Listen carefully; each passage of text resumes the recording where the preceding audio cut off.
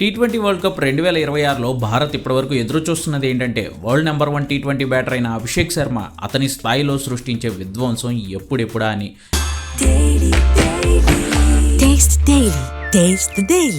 League దశ అయిపోయింది, super 8 stage దాటిపోయింది, ఇక మిగిలింది 2 అడుగులే. సెమీస్ ఫైనల్ గండాలను దాటితే చాలు పొట్టి కప్పును భారత్ రెండోసారి ముద్దాడొచ్చు. అయితే ఇది సాధ్యపడాలి అంటే టీమిండియా ఫుల్ ఫ్లెడ్జ్డ్ పర్ఫార్మెన్స్ ఇవ్వాలి. ఇప్పటి వరకు ఎవరో ఒక ఆటగాడి మెరుపులతోనే తోసుకుంటూ సెమీస్ దాకా వచ్చేసిన భారత్ తమ Trump card Abhishek Sharma knockout మ్యాచ్ల్లో దుమ్మురేపాలని కోరుకుంటోంది. అందుకు తగ్గట్లుగానే ఓ అద్భుతమైన రికార్డు కూడా పాజిటివ్గా కనిపిస్తోంది సెమీస్కి ముందు.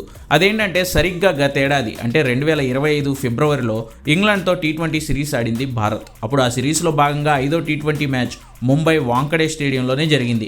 ఆ మ్యాచ్లో పులి చెలరేగిపోయాడు. ఏకంగా 37 బాల్స్లోనే సెంచరీ బాదేశాడు. భారత్ తరపున రోహిత్ శర్మ తర్వాత ఫాస్టెస్ట్ టీ20 సెంచరీ కొట్టిన బ్యాటర్గా అభిషేక్ శర్మ రికార్డు నెలకొల్పాడు. 54 బాల్స్లోని 7 ఫోర్లు 13 సిక్సర్లతో 135 పరుగులు చేశాడు ఆ రోజు అభిషేక్.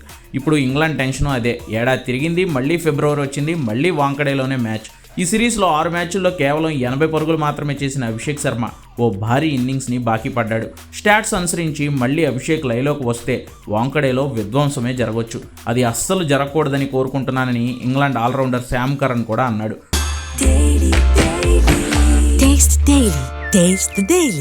రెండు జట్ల మధ్య సీక్రెట్స్ ఏం లేవు. ఐపీఎల్ వల్ల అందరూ టీ20 మ్యాచ్లో ఆడుతున్నాం. వాంకడే ఎప్పుడు ఎలా స్పందిస్తుందో అందరికీ తెలుసు.